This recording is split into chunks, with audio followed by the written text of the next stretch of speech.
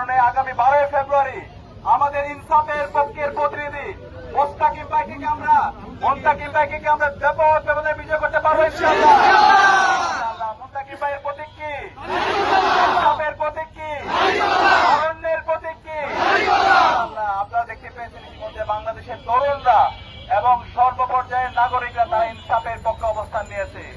বাংলাদেশ ছাত্র সংসদ নির্বাচন হয়েছে, সেই নির্বাচনে তরুণরা ইনসাফের প্রতিনিধিদেরকে বিজয়ী করেছে। আগামী 12 ফেব্রুয়ারি যে নির্বাচন হবে সেই নির্বাচনে ইনসাফের প্রতিনিধি, ঐক্যবদ্ধ বাংলাদেশের প্রতিনিধি, দাঁড়িপাল্লার কান্ডারি, শাপলা কলির কান্ডারিদেরকে ব্যাপক ব্যবধানে বিজয় করার মাধ্যমে ডাক্তার শফিকুর রহমানের নেতৃত্বে আগামী ইনসাফের বাংলাদেশ বিনির্মাণ হবে। আমরা আশা করছি সেই জায়গায় নীলফামারীর এই আসনটি আমরা কি ডাক্তার শফিকুর রহমানকে উপহার দিতে পারবো ইনশাআল্লাহ।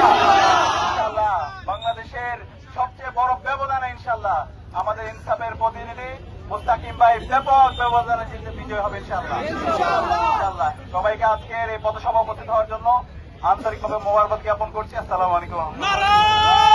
সবাই আমরা